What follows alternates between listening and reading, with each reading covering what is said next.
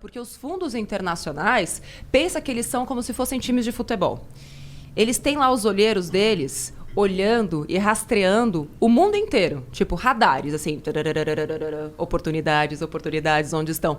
Então, meio que dane-se em que país está. E quanto maior a capacidade de crescimento, melhor. E o Brasil é um bom lugar para investidores, tanto nacionais quanto estrangeiros, investirem, por causa do volume da nossa população.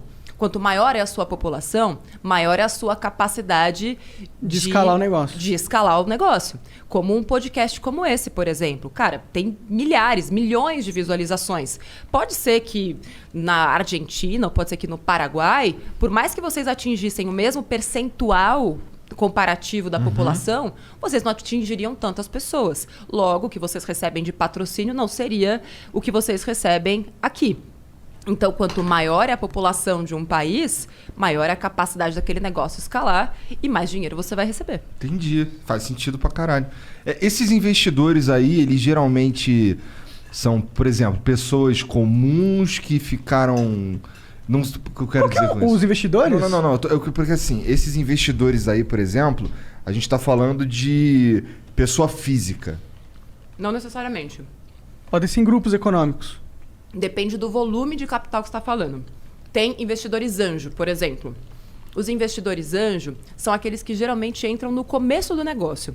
E quando a gente vai para essa história de VC, de Venture Capital, a gente chama de rodadas. Talvez vocês já tenham escutado falar, o Nubank está na rodada de Series A, Series C, Series D. A gente conversou com um cara que ele explicou um pouquinho desse negócio. Cada um é um tipo de valor, Exatamente. Vai aumentando. E é isso, quanto mais o seu negócio cresce, você mostra para o mundo que, olha, eu tenho capacidade de receber mais dinheiro. E cada vez que o cara vai lá e coloca mais dinheiro, e o cara, já daqui a pouquinho eu vou explicar quem é o cara, tá?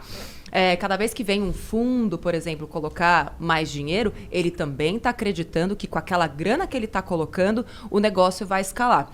E não é que ele aposta. Quando uma empresa, vamos colocar o Nubank, por exemplo, que já está, né, no ápice do negócio, ele vai lá e se abre para receber mais capital, ele tem um plano de negócios extremamente detalhado, com uma previsibilidade do que vai acontecer nos próximos anos, nos próximos meses. Então, ele chega para um investidor, por exemplo, lá no comecinho. Vou contar o que está acontecendo comigo. Nesse momento, eu estou entrando como investidora numa empresa, startup, que está bem no comecinho. Então, eles mostraram para mim como que, com aquela grana, eles imaginam crescer nos próximos 3 anos. Eles têm detalhadamente o que vai acontecer em cada etapa.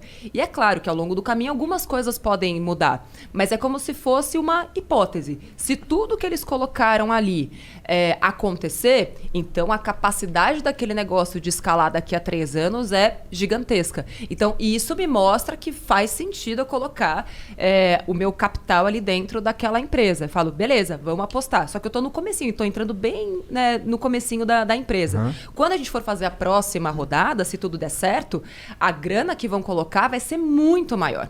E aí, quando você vai para rodadas mais altas, a gente já está falando de fundos de investimentos. Então, por exemplo, tem o SoftBank, que é um dos mais conhecidos.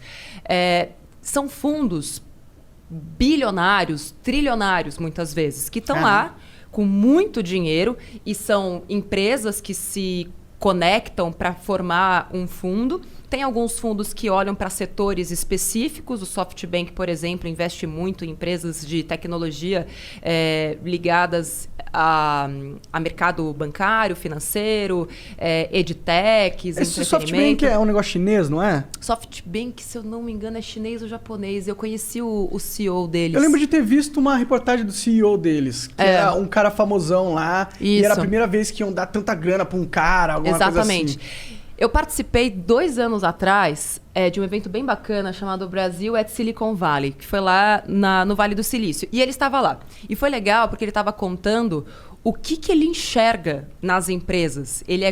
Esse cara não era o CEO, ele é como se fosse esse olheiro. Ele está para o mercado de empresas como o olheiro... Tem outro nome? É olheiro mesmo. É olheiro. Tá para o futebol.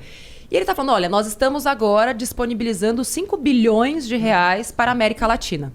Na época.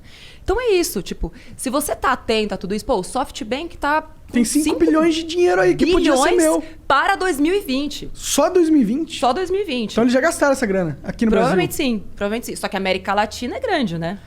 Ah, a gente não tá jogando sozinho. Você tem México, você tem outros países. Mas o que você, como empreendedor ou empreendedora brasileira, vai fazer para, pelo menos uns 10 mil aí eu consigo. Mas eu também entender, se você é muito pequenininha, um banco desse não tem interesse. Ele está colocando muita grana porque ele quer muito retorno. Nesse caso, pode fazer sentido mais um investimento anjo. E eles colocam essa grana, eles compram parte da empresa normalmente? Sim.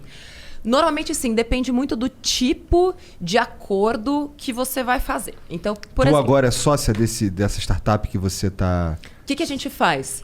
Eu não sei se essa empresa vai dar certo ou não. Eu ainda não quero entrar com o meu nome no capital social. Porque para mim, até porque eu já tenho uma empresa, seria um risco alto. Então, o que eu faço? Existe algo no Brasil que é como se eu tivesse a opção de compra. Então, eu falo para vocês o seguinte.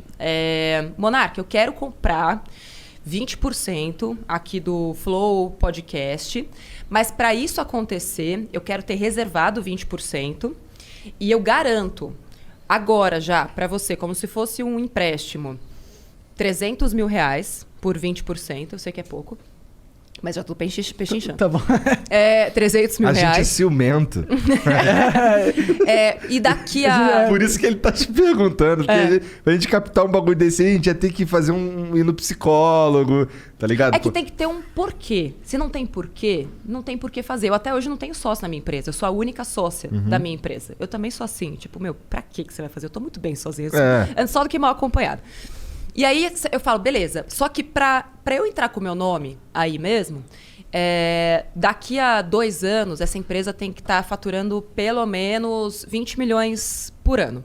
Se isso acontecer, eu entro com o meu nome no capital e beleza, e posso até colocar mais uma grana lá no futuro. Então eu tenho uma opção de compra. Eu já te libero essa grana agora, mas eu só vou converter isso em ações da empresa mesmo lá na frente, se aquilo que a gente está colocando em contrato hoje acontecer de fato. Então, e se não acontecer, você só perdeu sua grana e tá livre para ir embora e não tem encheção de saco. A gente fica feliz, tá todo mundo bem, eu não entro na sua empresa, não aconteceu nada demais, você pegou a grana, você tentou, você fez, você deu o seu melhor e tal, mas infelizmente não rolou. Saquei.